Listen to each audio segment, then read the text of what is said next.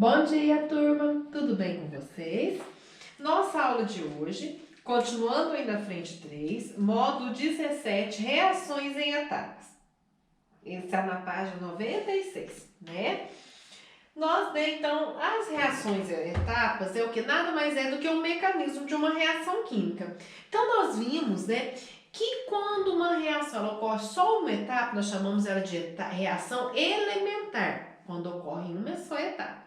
Só que a maior parte das reações ela não ocorre só em uma etapa, ela ocorre em duas ou mais etapas.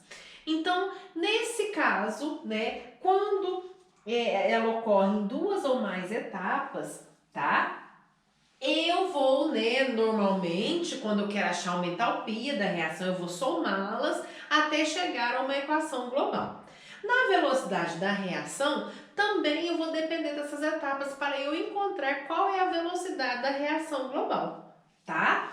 Então, quando eu tenho uma reação formada por duas ou mais, cada etapa chamamos de etapa elementar. Então, eu vou ver qual vai ser a velocidade em relação àquelas etapas. O que acontece? Então, no mecanismo da reação, das reações não elementares, tá?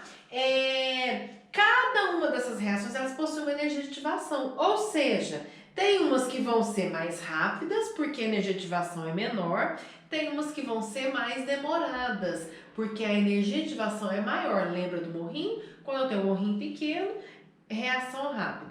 Quando eu tenho um morrinho grande, a reação é lenta. E a velocidade da reação, velocidade total da reação, ela vai depender de quem? Da rápida ou da lenta? É da lenta. Porque não adianta, pode ser que uma etapa seja rápida, mas de repente ela vai estagnar, ficar mais lenta na etapa mais lenta. Então a velocidade da reação, ela vai depender da etapa mais lenta, tá? Então, quando um exercício vier me mostrando que a reação ela é formada por duas ou mais reações, não, que a reação global não é uma reação elementar, a velocidade da reação vai ser em função da etapa lenta. Então, o exercício ele tem que me mostrar qual é a etapa lenta. Ou ele vai me mostrar, facinho, falando da etapa rápida, etapa lenta, ou ele vai me mostrar a partir de gráficos. Então, o gráfico que tiver maior energia de ativação é aquela etapa que é a etapa lenta, tá? Então, para esse caso aqui, por exemplo, eu tenho a reação global e ela ocorre em duas etapas, ou seja, a minha reação ela não é elementar, ela é formada por duas etapas. A etapa 1 é lenta, a etapa 2 é rápida. Então, a equação da velocidade, ela vai ser em função da etapa lenta. Então, eu vou pegar, o que é a velocidade? V igual a K de constante, esse valor ele é constante, ele vai só mudar com a temperatura, porque todas as constantes, os seus valores mudam com a temperatura, tá? E nesse caso aqui, esse valor aqui é um valor experimental em dada temperatura e qual foi a reação, qual foi a velocidade daquela reação, tá? E ela vai ser sempre em função das concentrações dos reagentes. Então, ela vai ser em função do produto das concentrações dos reagentes elevado aos expoentes. Como a etapa lenta é A1, A vezes B, e cada um coeficiente é 1, então vai ser elevado a 1, tá ok?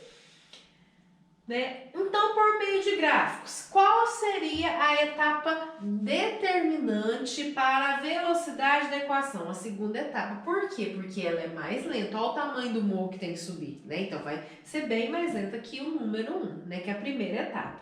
Entenderam? Então, para reações não elementares que ocorrem em duas ou mais etapas, a equação da velocidade vai ser em função da etapa lenta, que o exercício ele vai me fornecer, falar qual que é a lenta, ou através de gráfico eu sei qual é a velocidade lenta, a equação lenta.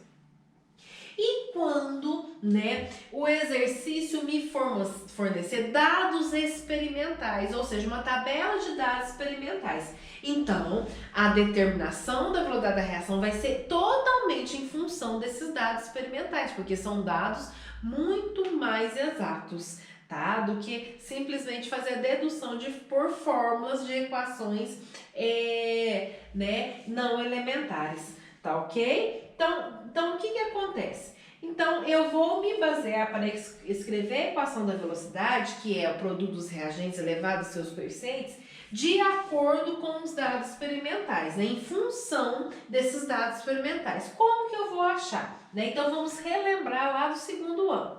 Sempre que eu tenho, né, eu vou ter lá experimentos, a velocidade da reação. O que eu vou achar na velocidade da reação? Eu vou achar os expoentes, né,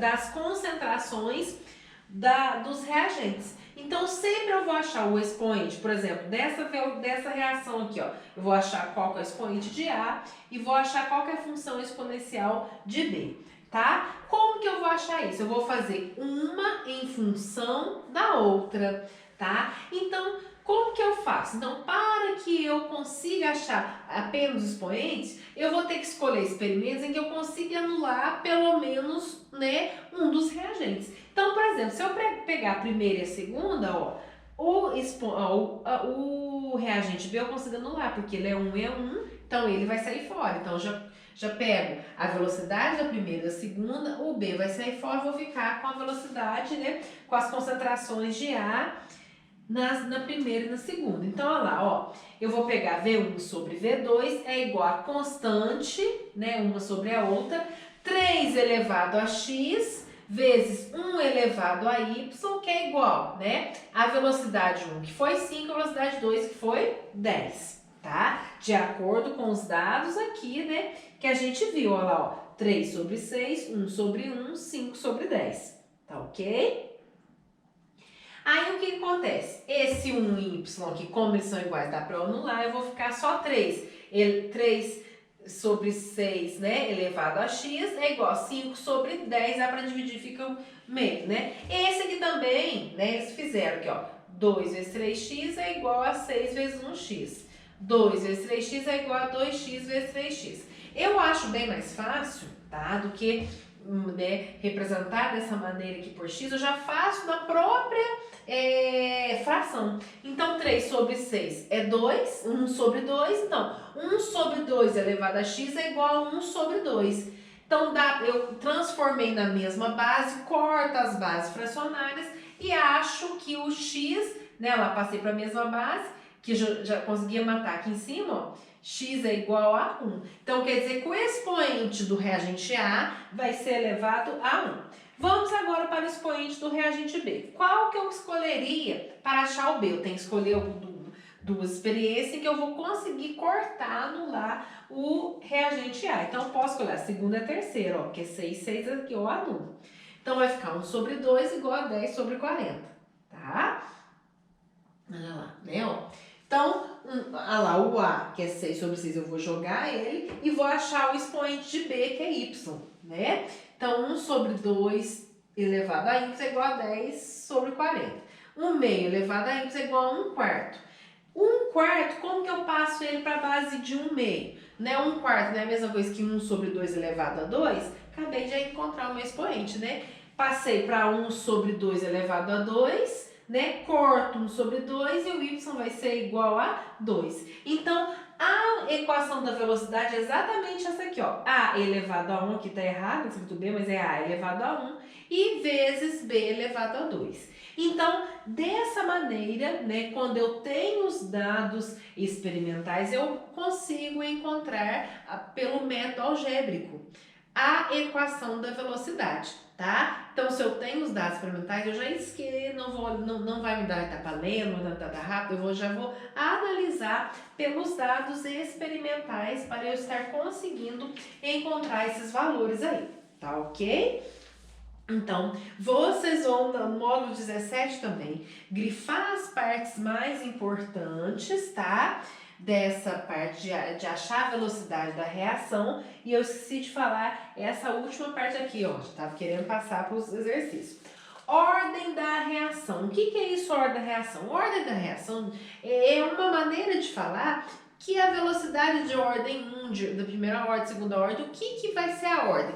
vai ser exatamente os expoentes, que são eles, esses expoentes, que vão, que vai dar, né, os valores, que vai me dar a noção se a velocidade vai duplicar, triplicar, quadruplicar, tá? Então, por isso que a ordem reação, eu vou olhar quem? Os expoentes, tá? Então, vamos lá, ó, seguindo o expoente anterior. Então, se a ordem reação com relação ao reagente A é de primeira ordem. Por quê? Porque o A não ficou elevado a 1, então aquele 1 lá é o expoente que eu vou identificar, classificar a ordem da minha reação. Então, se ele for elevado a 1, vai ficar de primeira ordem, tá? Em relação ao, né, reagente B, a velocidade vai ser de segunda ordem. Por quê? Porque o B é elevado ao quadrado.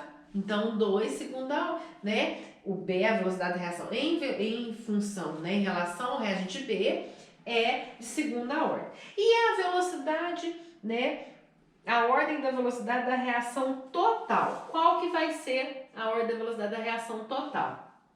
Né? Peraí, só um minutinho que eu errei aqui.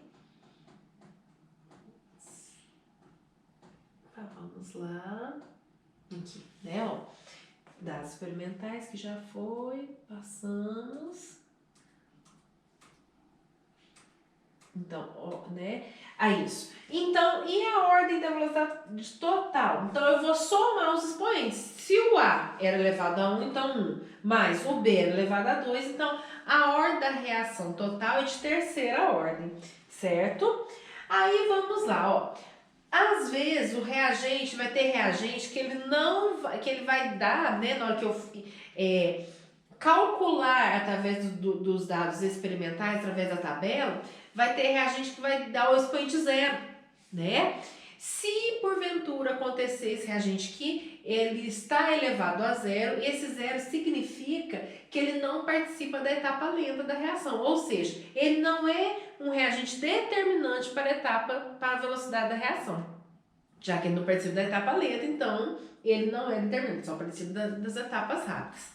Tá ok? Viu? Aí agora sim, né? Segunda ordem, tá? Aí vocês então vão grifar as partes mais importantes de acordo com o vídeo da apostila de vocês, né? Acrescentem para mim essa parte aí da ordem, como que acha essa ordem, porque aqui, né, tá falando, só tá mostrando primeira ordem, mas vocês acrescentam para mim que é relacionada ao expoente, tá? Tem aí na apostila de vocês, ó, o CO elevado a zero. Então, quero que vocês falem por que ele é elevado a zero. A gente acabou de falar. Todo reagente que for elevado a zero significa que ele não participa da etapa lenta da reação, tá bom? E vocês farão para mim os exercícios da página 97, 90 e 98, né? Que os outros são resolvidos, tá ok? Pra gente estar corrigindo daqui a pouquinho na nossa videoconferência, tá bom? Bons estudos, até a próxima!